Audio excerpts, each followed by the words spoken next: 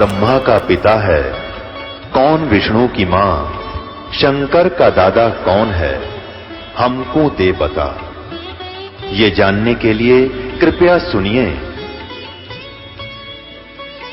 जगत गुरु तत्वदर्शी संत रामपाल जी महाराज के अमृत वचन सर्व पवित्र धर्मों के पवित्र शास्त्रों के आधार पर। परम पिता परमात्मा सारी सृष्टि के रचनहार कुल मालिक, आनंद कोटि ब्रह्मांड के स्वामी, सारी सृष्टि के रचनहार कबीर साहब कबीर देव की असीम कृपा से इसे घोर कलयुग में ये सत्यनारायण कथा सभी पुण्य आत्माओं को जो सत्संग में आती है सुनने को प्राप्त हुई।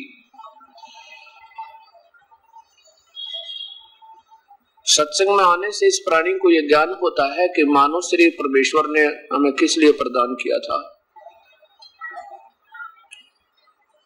अभी तक तो हम ये जान रहे थे,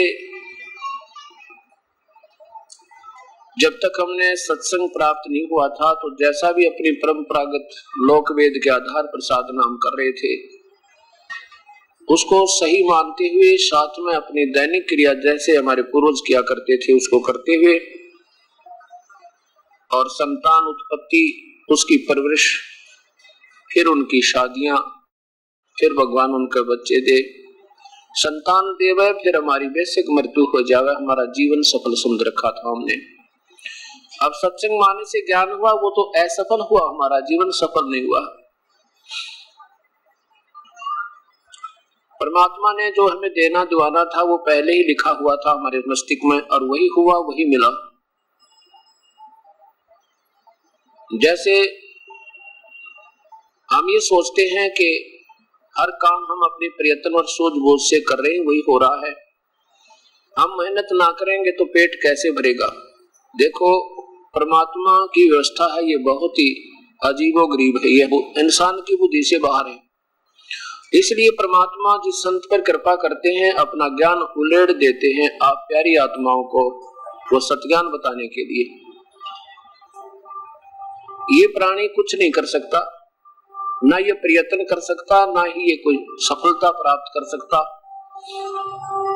अब कौन मेहनत करने में कसर छोड़ता है धन प्राप्ति के लिए।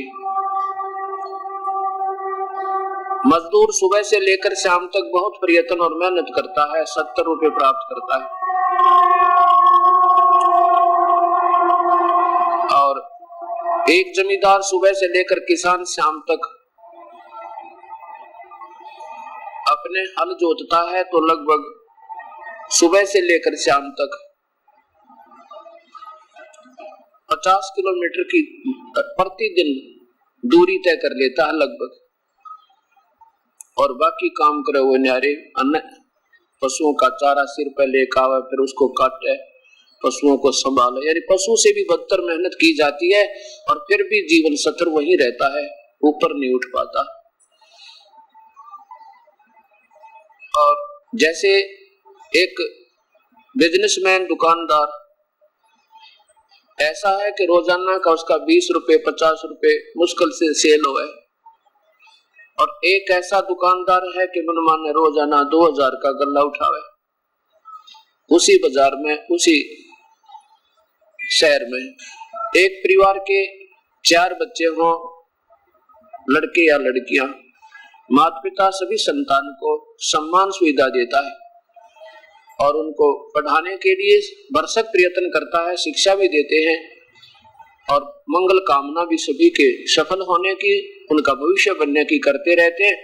एक ही पिता के 4 पुत्र, एक तो मनमाना IAS अफसर बन जावे, एक ही सुविधा प्राप्त हुई थी, और एक कोई अध्यापक लग गया, एक कोई जमींदारा कर रहा है, एक को मजदूरी भी ना मिलती, और एक मनमाने ऐसा मेंटल हो जावे। एक ही पिता की 4 संतान, चारों के जो है व्यवस्था नारी नारिया क्यों, ये क्यों है, ये सोचना हमने बंद कर दिया।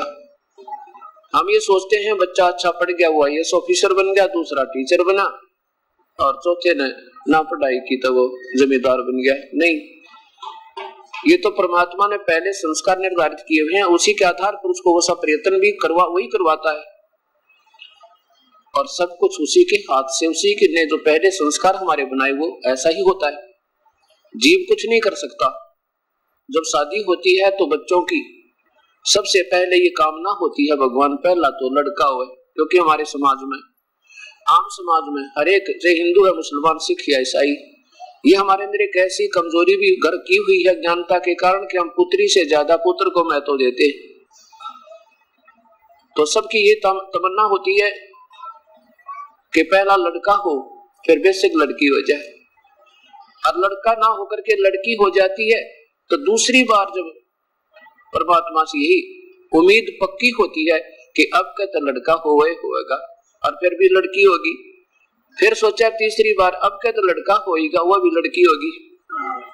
अब ये सोचना होगा कि इंसान का ना तो चाहा हुआ, ना सोचा हुआ और ना प्रयत्न से हुआ। जो कुछ भी किया प्रभु ने किया, संस्कार वश किया, और ये संस्कार कब बने थे? जब पहले पिछले जन्म के आज हम भोग रहे हैं। आज तो इस जीवन में बनाएंगे, वो आगे हमें मिलेंगे नेक्स्ट जीवन में। तो इससे सिद्ध हो गया कि इंसान का किया नहीं, भगवान का किया ही हो रहा है। बात रही कि हम प्रयत्न नहीं करेंगे तो पेट नहीं भरेगा, कैसे नहीं करेंगे? ये हो सके ना करें। हम तो एक कठपुतली हैं कर्म संस्कार के आधार पे। जिस खिलौने में लाइट आ गई है और उसमें बिजली का बटन ऑन हो गया तो वो कैसे ना चलेगा? वो कोई हिम्मत है ना चला उसकी। अंदर ऐसी प्रेरणा रर का उठे, बालक भूखे मर जाएंगे, क्या होगा? हे परमात्मा, ऐसा ना हुआ तो ये हो जाएगा। यानी ये कर कौन रहा अंदर से? ये भी प्रभु कर रहा है, ईश्वर की शक्ति कर रही है। तो ऐसे हमने सबसे पहले परमात्मा को मुख्य रखते हुए और अपने जीवन को सफल करना है। जैसे पहले हम ये बुजुर्ग बतलाया करते, आकर बैठ जाते हुक्के पे, और बैठ के क्या बतलाते थे? भाई और बताओ, ठीक है बालक बच्चे? कहते ठीक है भाई, मौज होगी।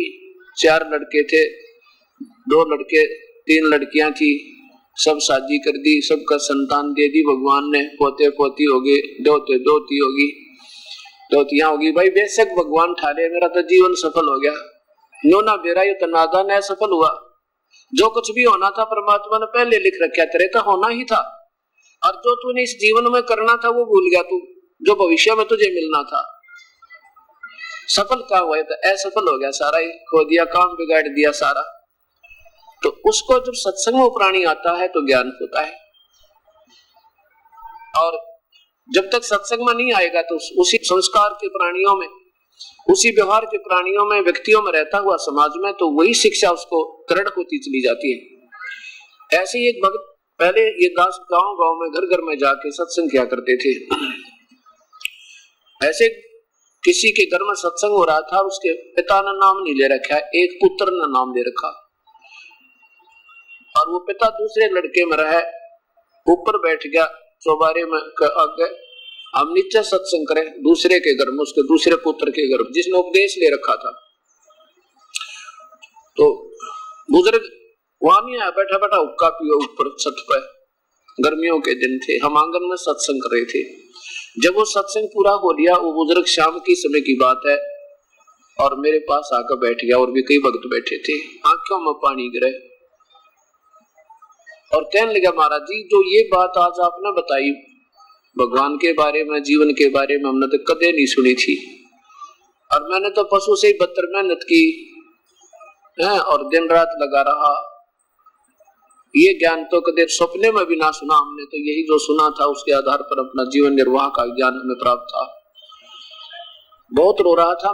मैंने कहा भी ठीक है, कोई बात नहीं, ना सुना तो भाग मारे थे। अब अच्छे कर्म शुभ संस्कार आपके उदय हो गए, आपके घर में भेज दिए परमात्मा ने, आप ही के लिए हमारे जैसे दास की ड्यूटी ला दी।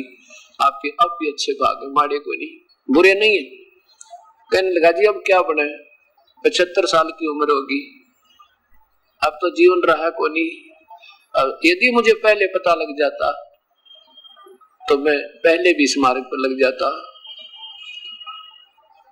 तो मैंने बहुत रो रहा था, मैं बोला अभी कुछ नहीं बिगड़ा, आपका कुछ भी ना बिगड़ा है, अब नाम ले लो।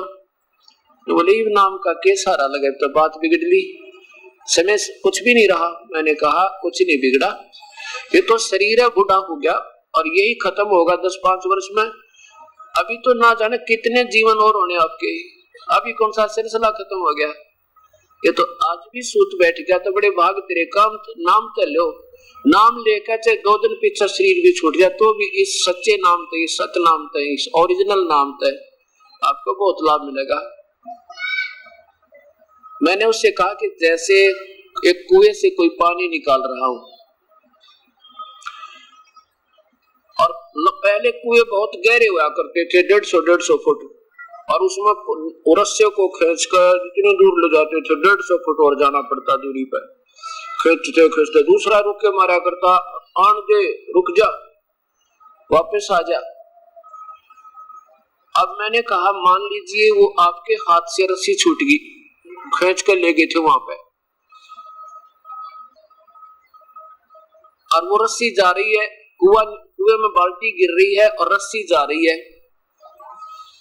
और आप फिर ये प्रयत्न छोड़ देते हो तो गई क्या करूं। अगर भाग दौड़ कर हाथ पर मारे और लास्ट में गिरते गिरते 1 फुट की भी आपके बची हुई तेरे हाथ में आएगी तो कुछ भी ना गया, वापस आ गई वो सारी है, तो वापस आ गई, पानी भी आ गया और बाल्टी भी बच गई। अब यह पूछड़ी पकड़ लेता है, मनुष्यता जीवन में लगा तुझे, ये कोई बालका का नाम नहीं है ऊट पटांग, ये तो सच्चे शास्त्र आधार पर वो नाम उन महापुरुषों का उपदेश है जिन्होंने प्रभु को पाया और ठोक कर गवाही दी कि इस नाम के बिना जीव का कति छुटकारा नहीं। कोटि नाम संसार में उनसे मुक्ति ना हो, ये सार नाम मुक्ति का दाता वाकु जाने न को। इस बात तो समझ में आ गई उस बुजुर्ग के। ने बोला जी क्या करना पड़ेगा मुझे नाम लेने के लिए, क्या करना होगा? कुछ भी ना करना आपने, मैं उपदेश दूंगा तो सुन ले और फिर रोज जाप किया करिए, ये करना बस। फिर हमने नियम बताया कि बीड़ी शराब मांस तंबाकू कभी हाथ नहीं लाना। ने बोला जी शराब तक कदे छुई नहीं, मांस का तो काम क्या, पर हुक्का बहुत पीता हूँ, बहुत पीता हूँ, इतना पीता हूँ कि बस पूछो मत। मैंने कहा जो हुक्का छोड़ना पड़ेगा। वो कहने लगा जी हुक्का है तो मुश्किल छूटना, क्योंकि मतलब बचपन से पीने लगा था, 10-12 वर्ष का, और 75-70 साल की उम्र होगी। मैंने कहा देखो ये वही बात फिर अड़ गई आके, अब कल न पशु बनाएंगे, फिर ये हुक्का भी छूटा है, शरीर भी छूटा है और ये घर भी छूटेगा। गली में कुत्ते बनकर बैठेंगे, फिर कौन होके क्या होगा? ये बुराई हमने लाई थी आप पे, भगवान ने नहीं लगाई। ये व्यसन तो बुजुर्ग छोड़ने पड़ेंगे, ना तो बात बने नहीं। काफी देर नीचे नमो करके बैठा रहा। फिर बोला जी ठीक से कर लिया फैसला, नाम दे दो थे। मैं बोला जिस दिन ये नियम तोड़ दोगे ना एक भी, ये फिर नाम नहीं रहेगा, कदे बच्चों का खेल समझो। ने बोला जी नो पक्का हूं मैं, ऐसी बात नहीं, जो कह दिया सो कह दिया, से जान बेशक लीजा पर नियम नहीं टूटेगा। उस बुजुर्ग ने उपदेश लिया, बेड़ा पार करवाया। 10 वर्ष के बाद फिर प्राण छोड़ गया, आसानी से शरीर छूट गया। अब क्या बिगड़ा? कुछ भी ना बिगड़ा। तो कहने का भाव ये है कि ये कुछ ऐसा भी है कि सत्संग का अभाव है प्राणी को, और जिसके कारण ये प्यारी आत्मा वास्तविकता से अपरिचित है। अब जो इनको सत्संग मिला है वो, मैं ये दास कहे कि वो सत्संग है, अब मुझे भी शर्म आती है, वो सत्संग है जो अभी तक आपने सुना था। ना उनमें कोई भगवान का ज्ञान, ना कोई परिभाषा प्रभु की, ना कोई थे कहाँ जाना है, ना किसी की थ्योरी ठीक, सबका भगवान बजो। भगवान कैसा हो तो निराकार है, कहाँ जाना है बस गुरु भगवान है, गुरु ही इष्ट है, गुरु ही सब कुछ है। कमाल के आदमी भाई। भगवान पाने के लिए 3 चीज होती है।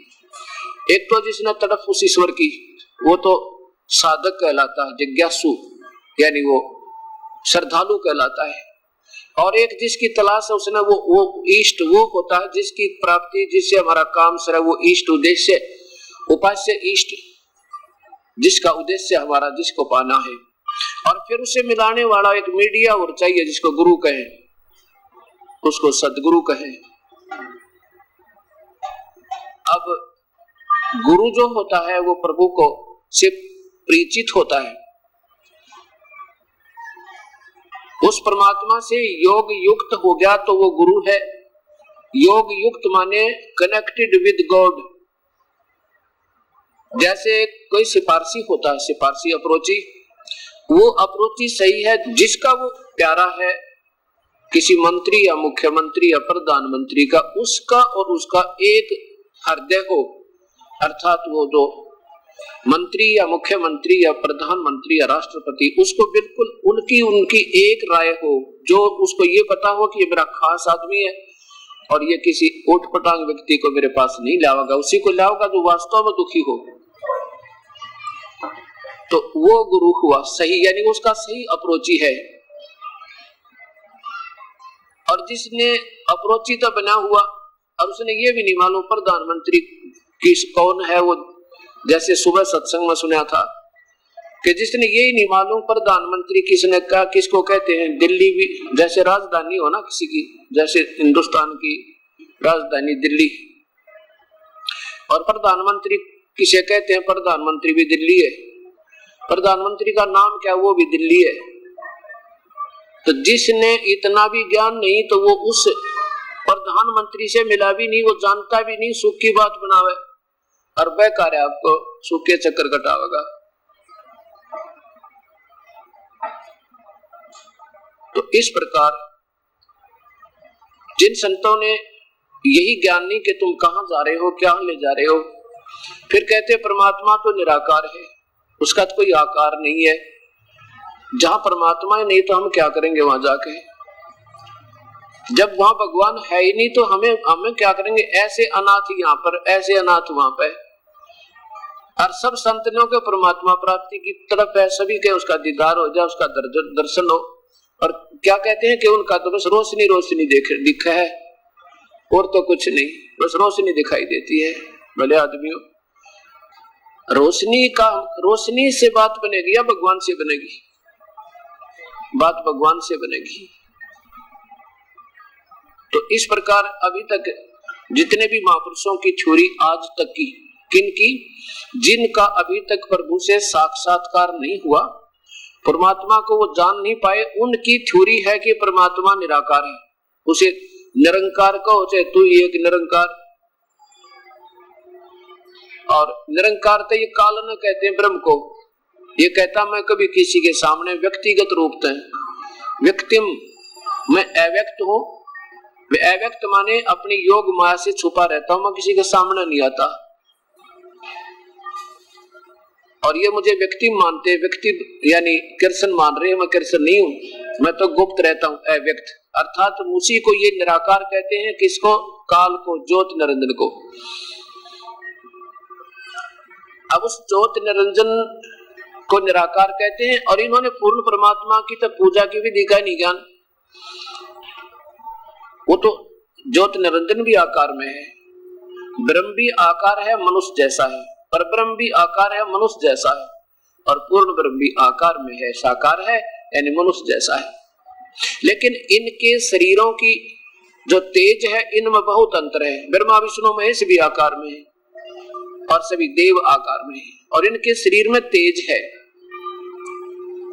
और जिन्होंने, अब तो कहते हैं कुछ भी नहीं ऊपर, और पुराने इतिहास उठा के देखो, रावण का पुत्र मेघनाद सेना को लेकर इंद्र के लोक में पहुंच गया ऊपर, और इंद्र को पराजित किया, 33 करोड़ देवताओं को लाकर अपने पिता की कैद में बांध दिया,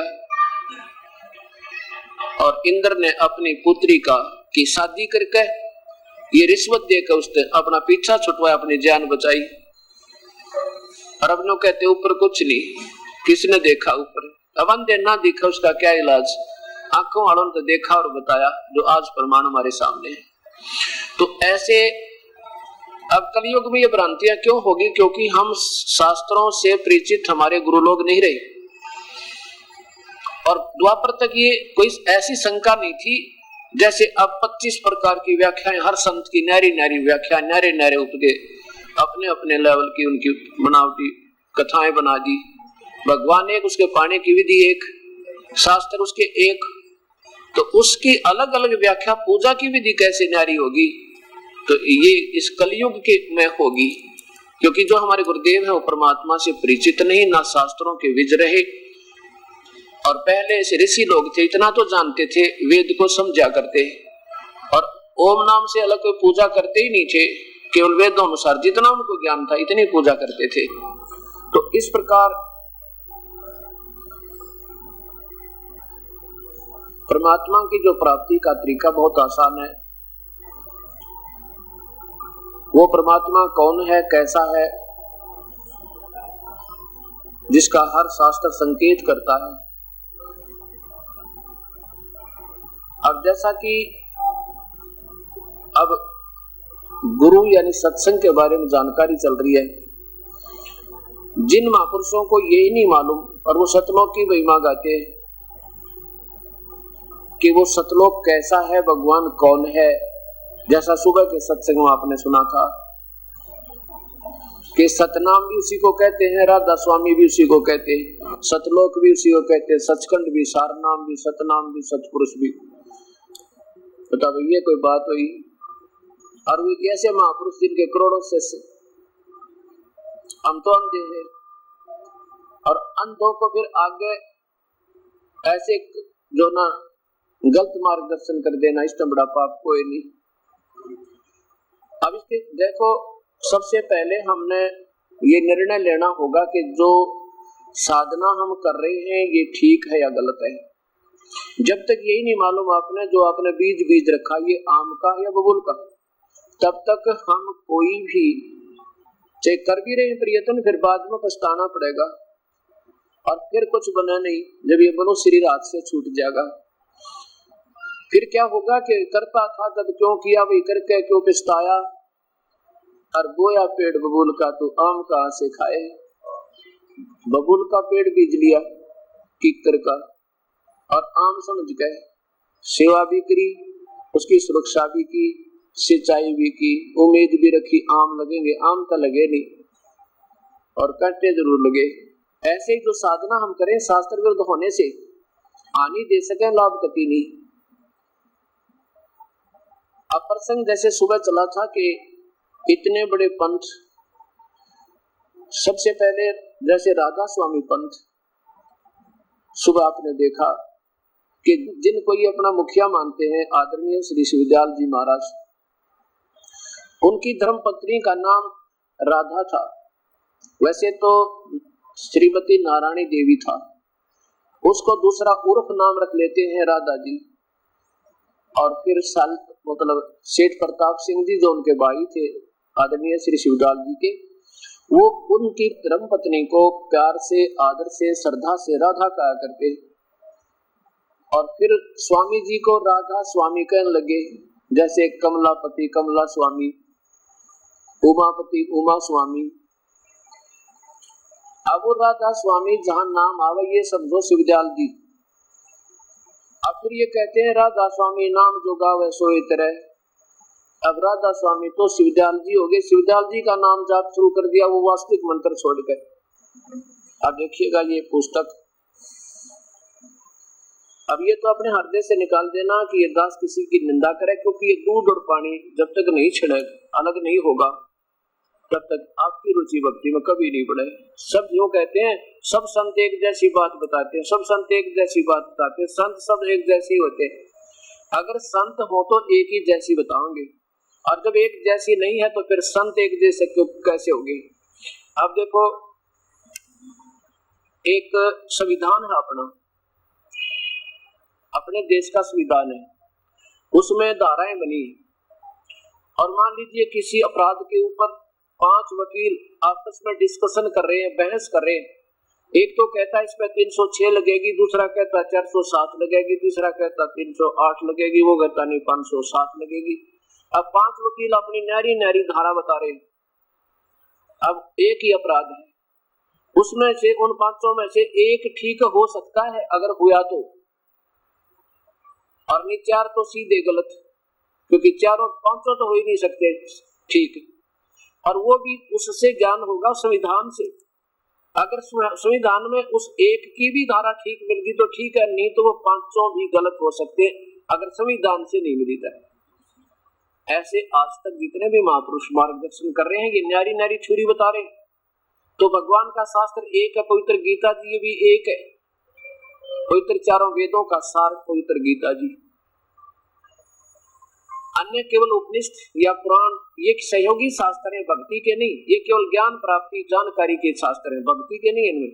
इनमें जो आदेश है वो भक्ति का नहीं है। तो किसी ने भी कर रखा हो, ऐसा करो, नरोत्तरे रखो, फलाना करो, श्राद्ध निकालो, ये तो देवताओं के या ऋषियों के किसी अपनी सोच के, पितरों के, भूतों के, उनके आदेश है, ये नहीं मानेंगे। हमने तो भगवान का आदेश मानना है। जैसे कल उदाहरण दिया था कि एक किसी व्यक्ति का दरोगा दोस्त था, दरोगा जी यानी SHO, और उसने उससे शिकायत की कि मेरा एक पड़ोसी है, मुझे बहुत तंग कर रहा है, मानता नहीं, कई बार कह भी लिया, हाथ भी जोड़ लिए, शराब पी कर गाली दे है, दुखी करे। अब दरोगा ने आदेश दे दिया कि मार उसके सर में लठ मार, देख लूंगा। अब दरोगा के आदेश मान कर उसने जाकर उससे पंगा मोल ले लिया, लड़ाई कर ली, उसका लठ मार दिया, वो व्यक्ति मर गया, मृत्यु होगी तो फिर गवर्नमेंट आदेश से वही SHO उसका दोस्त उसको हथकड़ी लगा के ले अपने दोस्त के, और तो अंदर कैद में डालना पड़ा क्योंकि वो कानूनबद्ध है। और उसने कह दिया, वैसे बकवाद कर दी, मार लठ सिर में। वो आदेश दे दिया उस अपने दोस्त को अपनी प्रभुता बनाने के लिए, और फिर फांसी की सजा होगी वो व्यक्ति की उस गलत आदेश को मानने से। उस व्यक्ति विशेष, अधिकारी विशेष के ऑर्डर को, आदेश को मानकर फांसी की सजा होगी, मृत्यु को प्राप्त हुआ।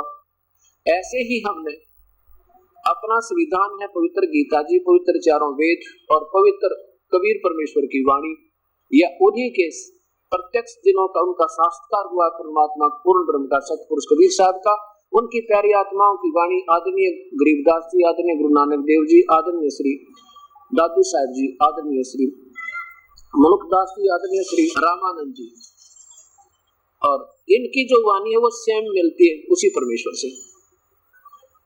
तो इस प्रकार वो आदेश जो था वो एक SHO अधिकारी का था, भगवान का संविधान नहीं था जो उसने आदेश दे दिया। ऐसे जो पितरों ने या देवताओं ने या ऋषियों ने कोई मेंशन कर दिया कि नवरात्रि रखो माता के, या किसी ने अपनी मन गढ़ कहानी बनाकर जय माता दी, अगले बोलो जय माता दी, पिछले बोलो जय माता दी, जोत लगा दो, मंदिर बना लो, मस्जिद बना लो, गुरुद्वारे बना लो या चर्च बना लो और उनमें पूजा करो। ये किसी महापुरुष ने, जिनसे गुरुद्वारे, चर्च और मंदिर बने, ऐसे महापुरुष ढूंढने पड़ेंगे हमने, जिन महापुरुषों की याद में गुरुद्वारे बन गए, जहाँ गुरु नानक देव जी जैसी प्यारी आत्मा, जहाँ वो पहुंचे, जहाँ किसी का उद्धार किया, वहाँ यादगार के लिए बना दिया कि यहाँ वो आए थे, ताकि आने वाले समय में इतिहास बना रहा है इनका, कोई झूठ ना बोल दे कि वैसे गलत कह रहे हैं। ऐसा नहीं हुआ। गुरु नानक देव जी को सुल्तानपुर के पास पेई नदी के किनारे पर परमात्मा आए थे, कबीर परमात्मा पूर्ण ब्रह्म सतपुरुष, और सचखंड लेकर गए थे सतलोक पर, दिखा कर अपनी सारी व्यवस्था वापस छोड़ दिया था। वहां पर यादगार के लिए गुरुद्वारा बना गया। ठीक है, वो तो यादगार है केवल, वो तो एक स्ट्रक्चर बना दिया, बहुत अच्छी बात है, इस याद के लिए कि यहाँ वास्तव ये घटना घटी थी, कि आने वाले समय कोई नो ना कह दे झूठ बोलना, या बनाई तो न्यू थी। फिर उन्होंने सोचा भी चल यहाँ एक व्यक्ति छोड़ दें ये बताने वाला कि यहाँ ऐसे हुआ था। फिर उसमें विचार किया कि महापुरुषों का ये एक अमृत वाणी ग्रंथ साहिब भी रख दे, आने वाले 10-5 भगत आवत दर्शनार्थ उनको बैठ कर वाणी सुना दे, बस इतना काम था। अब जहाँ यादगार थी वो तो ठीक, अब मनमाना घर घर में, गांव में गुरुद्वारे बना लिए और गुरुद्वारे मत्था टेकना अनिवार्य बना दिया। नहीं, आपने उस पवित्र गुरु ग्रंथ साहिब जो उस गुरुद्वारे के अंदर एक अनमोल रतन रखा है, उसमें जो आदेश है ऐसे करना है। बाकी इन गुरुद्वारे, मंदिरों और चर्चों और मस्जिदों से प्रभु प्राप्ति आज तक कभी ना किसी ने हुई ना हुआ, और जिनके कारण ये यादगारें बड़ी, ऐसा संत किसी टाइम भी पा जाएगा, किसी युग में, जब उनसे बात बनेगी, उनके चरणों में जाना पड़ेगा तब बात बनेगी। तो ऐसे हमने जो आदेश लिखे हैं, केवल ये जो महापुरुषों के शास्त्र बताए, वेद और गीता, ये किसी मजहब जाति का शास्त्र नहीं है। तो इस प्रकार हमने वही करना है जो हमारे पवित्र शास्त्र हमें आदेश देते हैं। अब देखिएगा,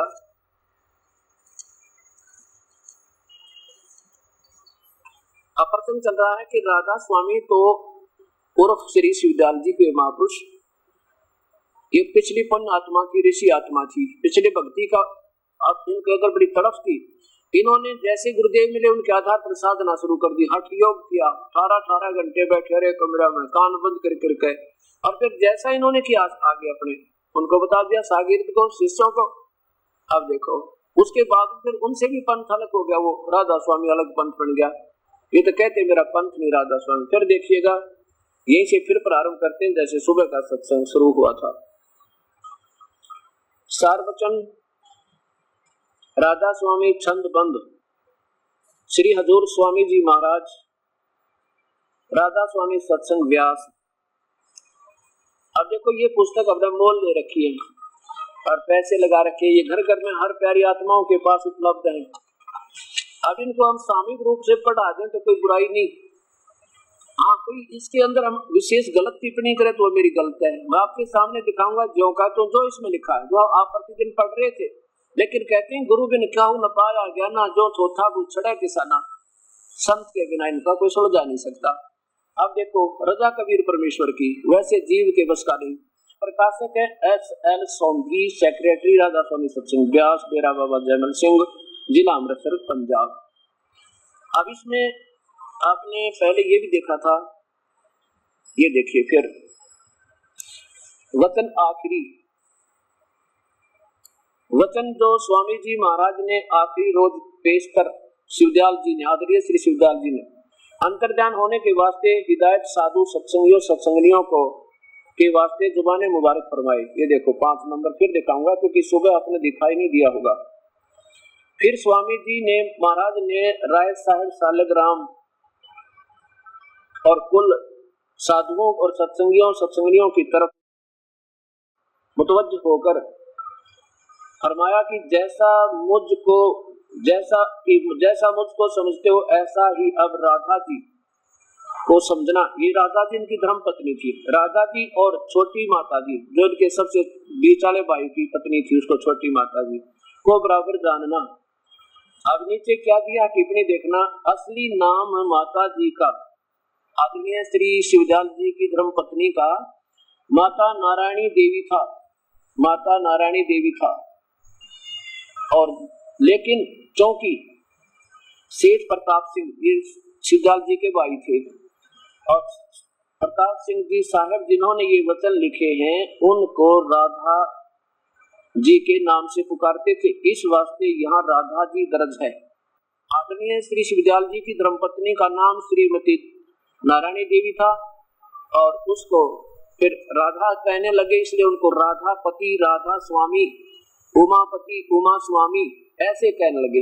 आगे देखो अब यहाँ क्या होता है, ये अब 14 नंबर में देखें यहाँ पर फिर सेठ प्रताप सिंह की तरफ मुतवज्जह होकर फरमाया, किसने ये स्वयं बोल रहे हैं स्वामी जी श्री शिवदयाल जी उर्फ राधा स्वामी कहने लगे बाद में इसको, मेरा मत तो सतनाम और अनामी का था, सतनाम, ये सतनाम और अनामी का था, और राधा स्वामी मत तो सालग्राम का चला हुआ, इसे भी इसको भी चलने देना, सत्संग जारी रहे, सत्संग आगे से बढ़कर होगा।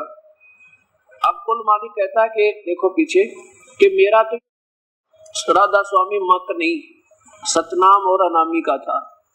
अब ये सतनाम कहते हैं, इन ये नहीं मालूम सतनाम की चीज है। अरे ये पहले महापुरुष हैं जो कि राधा स्वामी पंथ के सरोदारी सरमोड़ बताए जाते हैं, प्रमुख। इनको ये नहीं मालूम सतनाम किसे कहते हैं और सतलोक किसे कहते हैं।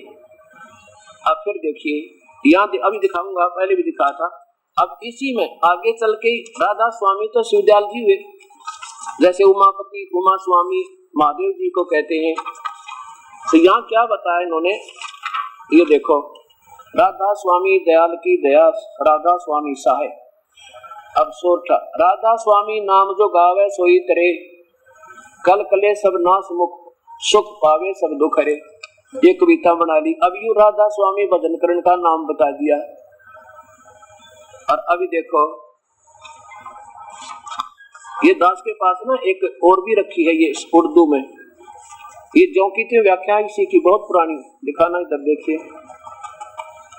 ये वही प्रसंग है, ये 15वां जो चल रहा है ना, ये 15 नंबर, इसका जो टीका नीचे दिखा कि माता नारायणी देवी नाम था उनकी धर्मपत्नी का, और बाद में उसको राधा कहने लगे।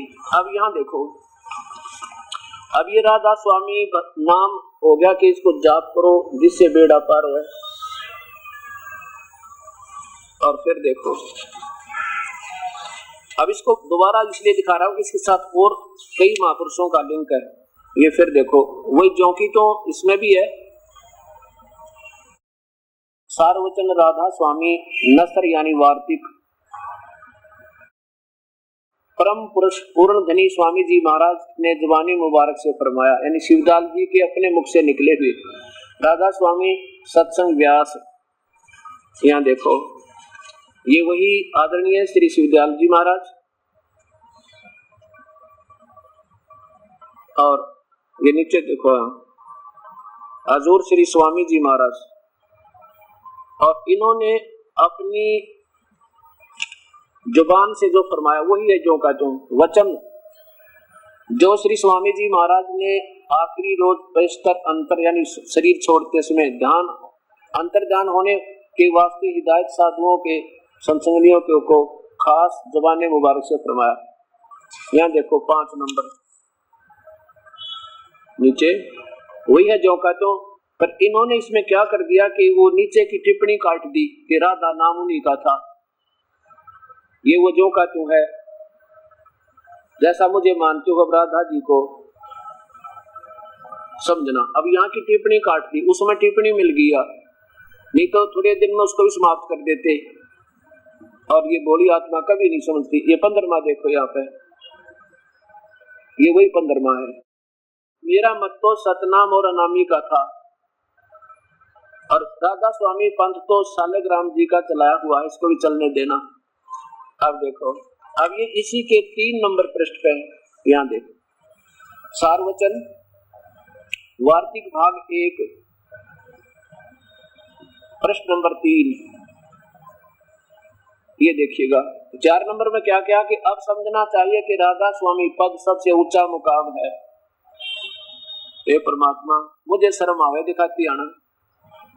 अब राधा स्वामी तो शिवदयाल जी है, मनुष्य केवत है, इन्हों कई मुकाम हो गया, धाम स्थान बतावे आगे देखो। और यही नाम कुल मालिक और सच्चे साहिब और सच्चे खुदा का है।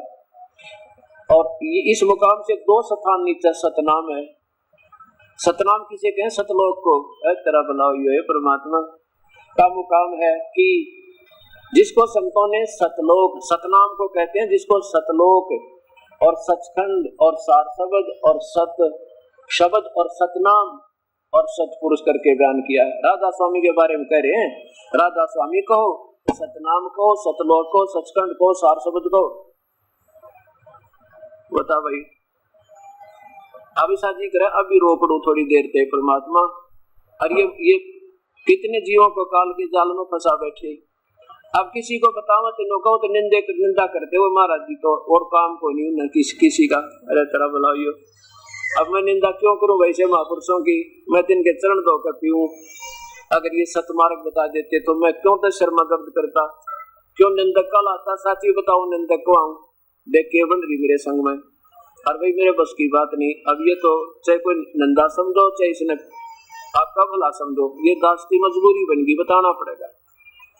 अब ये तो हुए उस महापुरुष की वाणी बताते हैं जिन्होंने ये खुद वचन लिखे। सावण सिंह जी महाराज के विचार सुनना। अब क्या है कि श्री आदरणीय श्री शिवदयाल जी से आदरणीय श्री जयमल सिंह जी महाराज ने उपदेश लिया। व्यास ने एक व्यास नदी के किनारे जाकर एक बहुत बड़ा और कोई घंटे बैठ कर वहां तपस्या साधना की, कठोर हठ योग किया। और फिर वहां से उनके सीधे शिष्य बने श्री सावन सिंह जी महाराज। और श्री सावन सिंह जी महाराज भी यही टिप्पणी दे रहे हैं, सतनाम को चाहे सचखंड कहो। नाम सतनाम तो एक जागरण का मंत्र है जिससे सतलोक पहुंचा जाएगा। सतलोक एक स्थान है। हे परमात्मा, ये देखिए संत मत प्रकाश भाग 3 परम संत हजूर महाराज बाबा सावन सिंह जी के सत्संग, राधा स्वामी सत्संग व्यास, जिला अमृतसर। अब देखो 76 पृष्ठ पे आप देखिएगा। 76 पृष्ठ पे स्वामी जी क्या कह रहे हैं? सावन सिंह जी के विचार हैं ये, उनके सत्संग अब ये लिंक बनेगा इनसे। संत मत प्रकाश भाग 3 76 पृष्ठ पे यहाँ देखो नीचे, सचखंड या सतनाम है चौथा लोक है।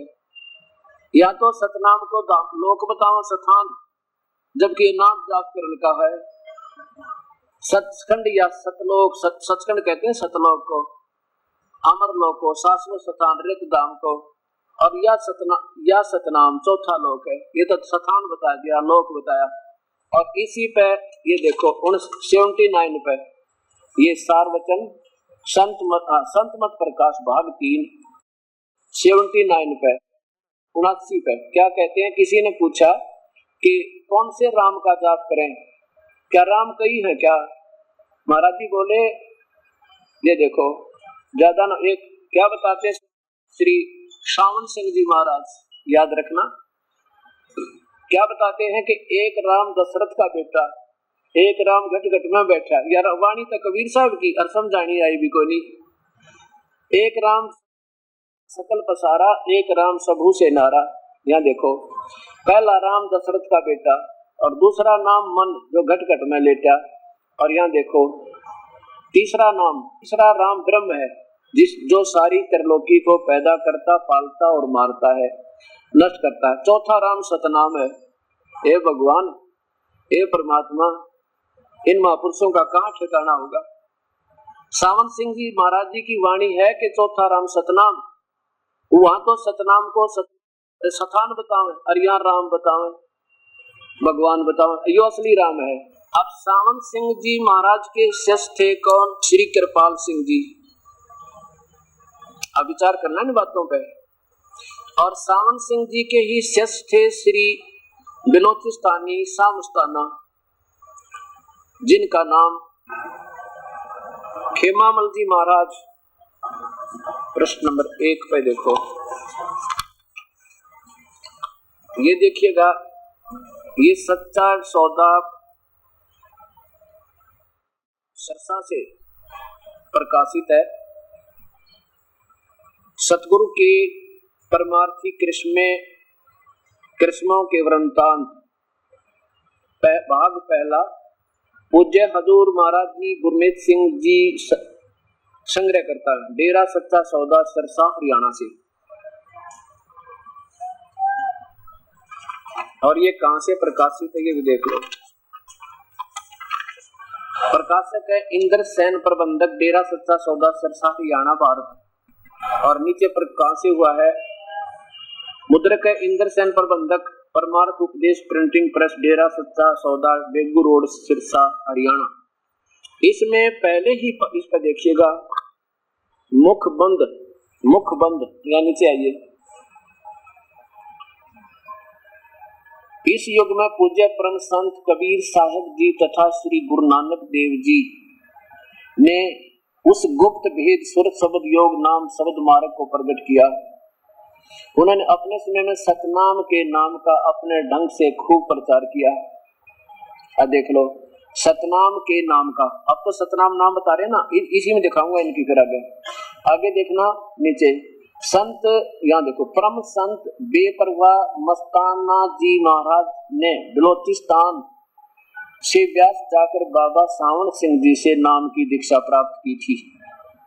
अब ये सोचना कि सच्चा सौदा वाले जो महाराज जी हैं, वहां जहाँ से ये बीज लाए थे वो सावन सिंह जी से लेकर आए थे।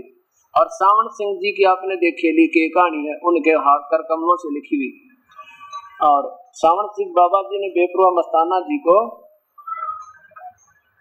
अपनी अपार बख्शिश के द्वारा बांगड़ देश बादशाह बनाकर के वचनों के साथ सिरसा में भेज दिया। अब सिरसा आ गई। अब ये सोचना कि इन्होंने जो प्राप्ति हुई वो कहां से हुई, कहां से दीक्षा हुई? सावन सिंह जी से। और सावन सिंह जी कहते हैं सतनाम और सतलोक एक का चीज। अब देखो सचखंड की सड़क नाम तो सब बढ़िया बताओ जानो। अब पहुंच जाएंगे जैसे नरेले का रेलवे स्टेशन हो, 2 सेकंड में पहुंच जाएंगे सतलोक। सचखंड की सड़क पहला भाग। और ये कहां से प्रकाशित है? दासन दास सतनाम सिंह डेरा सच्चा सौदा सिरसा हरियाणा, इनके सतनाम सिंह जी यानी उनके बाद जो श्री खेमामल उर्फ बिलोचिस्तानी शाह मस्ताना के बाद ये सेकंड नंबर के महापुरुष हैं। और ये कहां से प्रकाशित है, मुद्रक कौन है इनके, सचखंड की सड़क पहला भाग, सतनाम सिंह डेरा सच्चा सौदा हरियाणा। और इसके प्रकाशक भी कौन है, वही है, प्रकाशक है फकीर चंद डेरा सच्चा सौदा सिरसा। नीचे देखो, मुद्रक फकीर चंद परमार्थ उपदेश प्रिंटिंग प्रेस डेरा सच्चा सौदा बेगू रोड सिरसा। इसके 226 पृष्ठ पर ले जाते हैं आपको, ये देखिएगा।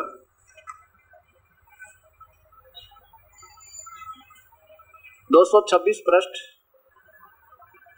शब्द नंबर 20, सचखंड की सड़क। नीचे आइए, त्रिलोकी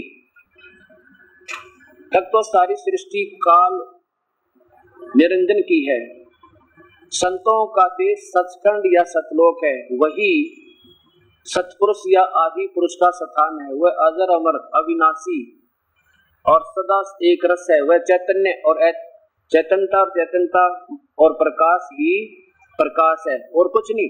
नीचे पेंड तक की कुल रचना आदि और अंत सत होता है। उसी को सतनाम सत शब्द और सार शब्द। हे भगवान, हे परमात्मा, सद्बुद्धि दो इन महापुरुषों को।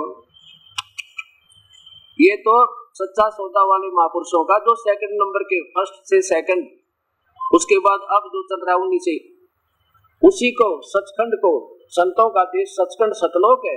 अब देखो, उसी को सतनाम सतशब्द और सार शब्द कहा जाता है। आगे देखो, नीचे आइएगा। जिस स्थान का कोई नाम नहीं, अगम अनामी, परम संतों ने अनामी तथा, वहां देखिए ऊपर आके का, वही सब आदि संतों का उसी को प्रभाव में है। आदि गुरु में उसी स्थान से मौज उठी और शब्द रूप होकर नीचे उतरी। वह परम संत अभी निवेरा सतनाम के है, सार शब्द के है। और बताइए, देश न जोड़े बैठे परमात्मा। और कबीर साहब कहे, साच को जगमार ये झूठ कही ना जाइयो, और साच ने पूरा पावते ये झूठा जगपति आइयो।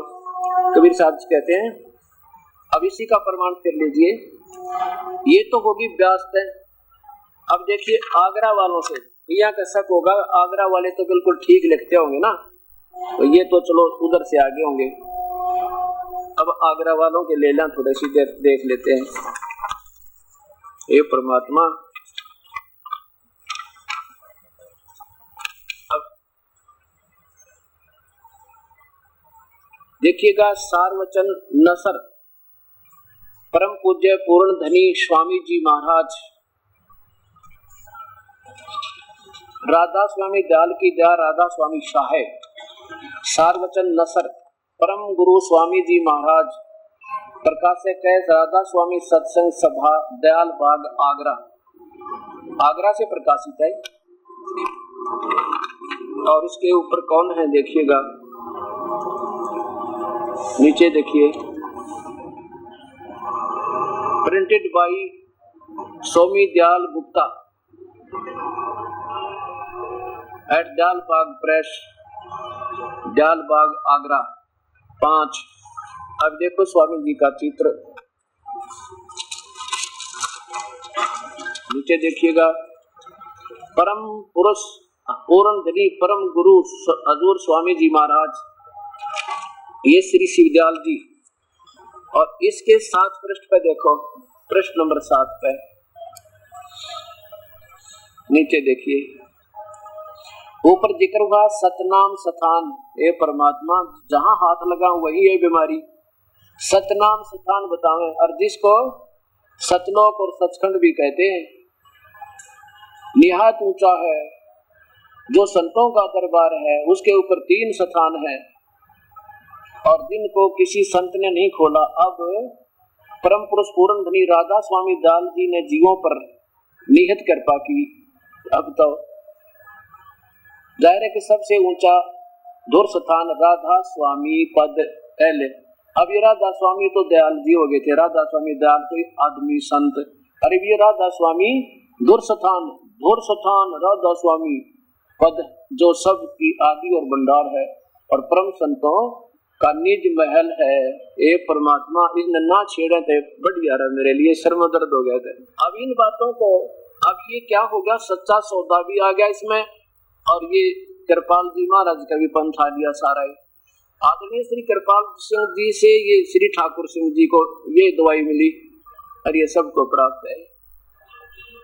और 5 नाम देते हैं, ये 5 नाम काल के कबीर परमात्मा ने 5 को बना किया है। अब देखिएगा, ज्योत निरंजन, निरंकार, ओंकार और सोहम और सतनाम, ये 5 सतनाम, यहाँ नाम बना दिया वहां नाम बना दिया। अब वही बात हो रही है भाई, सास कहूं जग मारे और झूठ कही ना जाइयो, इब झूठ का क्यों कर जा, मैं तो फिर मैं फंस गया, परमात्मा का दोषी हो जाऊं। अब देखो पीर साहब का आपको सब दिखाते हैं, गहरी नजर गीता में आप ले जाइए, आपको केवल 20 रुपए में मिलेगी। ये देखो आपके सामने पेश करते हैं, ये गहरी नजर गीता में आपको यहाँ दास के द्वारा ये टीका पवित्र शास्त्र गीता जी को दोबारा टीका किया है, अनुवाद किया है, जैसा दास की बुद्धि ने काम किया। अब देखो शब्द संतो शब्द शुद्ध बखाना, और शब्द 5 पचा सब कोई वो शब्द नहीं पहचाना।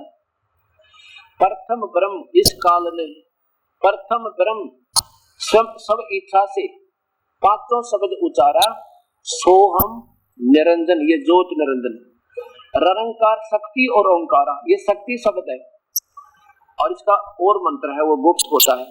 और इन्होंने यहाँ सतनाम अड़ा लिया, एक सतनाम, और कहीं सतनाम सतान बतावे, किधर सतनाम को राधा स्वामी बतावे, यह सप्त शब्द है, सतनाम नहीं है।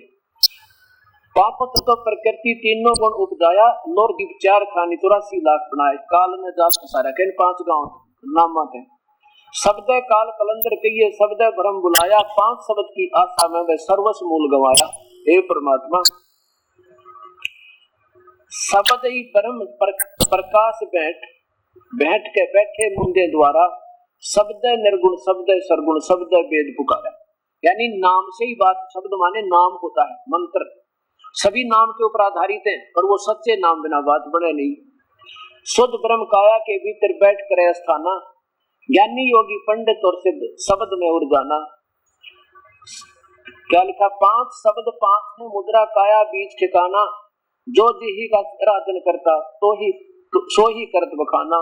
शब्द ज्योत निरंजन, ये ज्योत निरंजन है, लेकिन सब ये पद भाग में थोड़े से अक्षरों को छोड़ा जाता है, सांकेतिक रखे जाते हैं। शब्द ज्योत निरंजन शास्त्री मुद्रा है, नैनन के माही ताको जाने गोरख योगी महा तेज तक माई। कहते ये एक साधना करने के लिए गोरखनाथ ने ना जाने कितने दिन लगे थे, वो और तरीका है, निरंजन का एक जाप करने का एक और तरीका है। आगे देखना, शब्द ओंकार खेचरी भूचरी मुद्रा त्रिकुटी है अस्थाना, वेद व्यासता ही पहचाना, चांद सुरते जन। जिन्होंने इन एक नाम की साधना करी वो भी काल के जाल में रहे। सोहम शब्द गोचरी मुद्रा भंवर गुफा अस्थाना, सुखदेव मुनिता ही पहचाना, सुन अनहद को काना। ये 3 महापुरुष जो काल के जाल में रहे, उन्होंने साधना की और यहीं तक रह गए। शब्द रंकार खेचरी मुद्रा 10वें द्वार ठिकाना, ब्रह्मा विष्णु महेश आदि लग रंकार पहचाना। शक्ति शब्द ध्यान उन्मनी मुद्रा बसे आकाश ने ही, और झिलमिल ज्योत दिखाई जाने जनक विदेही। आगे देखो, 5 शब्द 5 है, मुद्रा सो निश्चय कर जाना, आगे पुरुष पुराण नी अक्षर और 3 की खबर नहीं जाना। इन 5 नामों से अलग है वास्तविक मंत्र। 9 नाथ 84 सिद्ध 5 शब्द में अटके, और मुद्रा साध रहे गठ भीतर, फिर औंधे मुंह लटके। औंधे मुंह लटके माने माँ के पेट में मुंदे उल्टे लटके रहे, जन्म मृत्यु में दुख पाते रहे, फिर औंधे मुंह लटके। और 5 शब्द 5 है, मुद्रा लोक दीप यम जाला, ये काल का जाल है।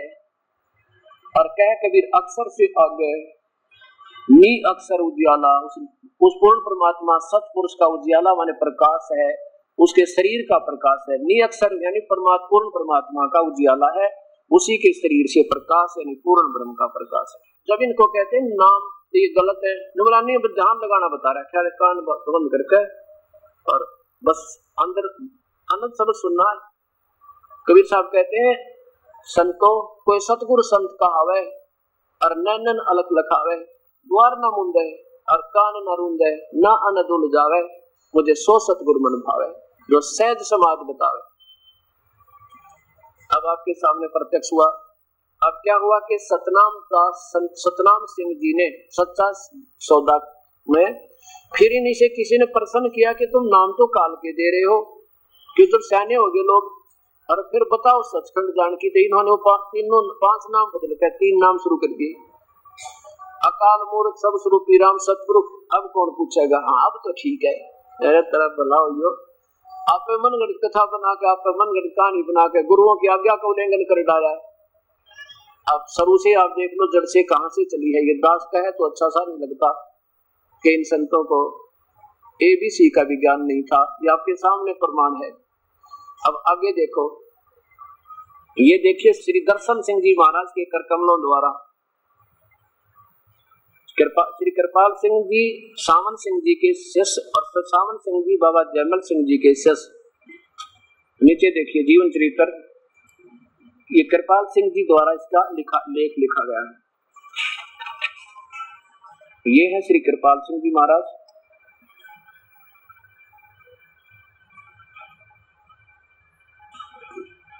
अधूरे पर नूर संत कृपाल सिंह जी महाराज।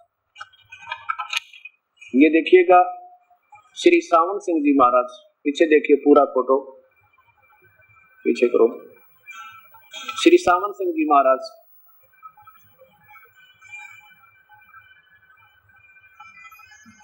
परम संत हजूर बाबा सावन सिंह जी महाराज।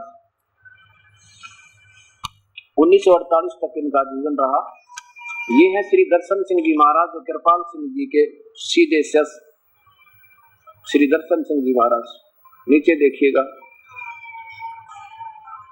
संत दर्शन सिंह जी महाराज। और फिर अब इनके बाद जो वर्तमान में संत बैठे हैं, ये श्री राजेंद्र सिंह जी महाराज।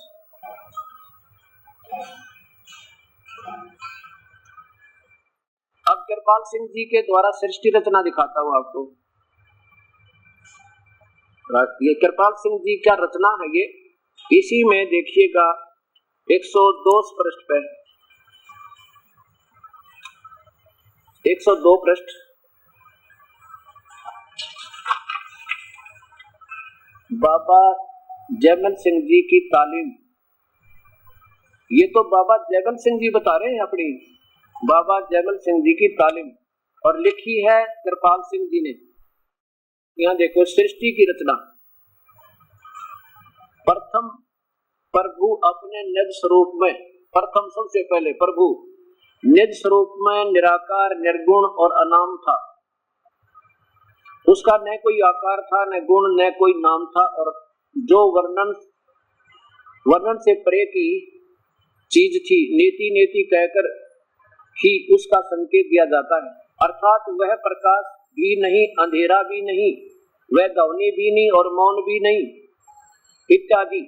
वह परम सत्य, अगम अगोचर, अनंत, वर्णांतीत है।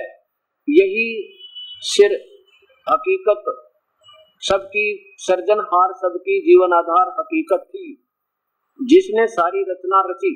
जब वह अनामी प्रभु अभिव्यक्ति में आया, जब वो आकार हुआ तो क्या बन गया? मनुष्य जैसा नहीं बना। जब वो अभिव्यक्ति माने आकार में आया तो क्या बन गया? अलख, अगम और सतनाम हो गया। इस तरह के जब यो है परमात्मा, अलख लोक और अगम लोक ये होना था लिखना, और सतलोक को सतनाम लोक, सतनाम हुआ। ये तो पृथ्वी आदि बन गया, लोक बन गया। भगवान नहीं रहा, पहले भी निराकार था, आकार में आया तो क्या लोक बन गया, अलख लोक बन गया, अगम बन गया, सतनाम हो गया। और फिर तो यही 3 निर्मल चेतन मंडल बने, मंडल स्थान बन गए। ये भगवान थे, अरे भगवान, ये परमात्मा बने। और दवनी, दवनी और ज्योति स्वरूप हो गया, प्रकाश बन गया, और मतलब दवनी और ज्योति हो गया। आगे देखो जो निर्मल चेतन था। अब देखो ब्रह्मांड, पिंड और अंड, ये 3 बता दिए एक ही चीज के। अब ये तो महापुरुष की इतना ही बतेरा। यहाँ देखो, फिर आपको दिखाते हैं आगरा सारवतन नसरगर, आगरा के अभी और दिखाते हैं। इनके द्वारा सृष्टि रचना, जो आगरा वालों ने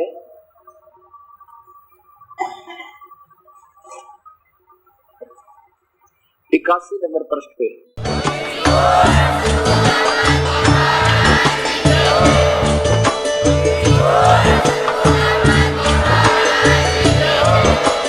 आप सुन रहे थे जगत गुरु तत्वदर्शी संत रामपाल जी महाराज जी के मंगल प्रवचन। अधिक जानकारी के लिए विजिट कीजिए हमारी वेबसाइट www.jagatgururampalji.org। संत रामपाल जी महाराज जी के शुभ आशीर्वाद से पूरे विश्व भर में 500 से भी ज्यादा नाम दीक्षा केंद्र हैं, जिन पर संत रामपाल जी महाराज जी द्वारा ऑनलाइन निशुल्क नाम दीक्षा दी जा रही है। अपने नजदीकी नाम दीक्षा केंद्र का पता करने के लिए संपर्क करें 8222880541।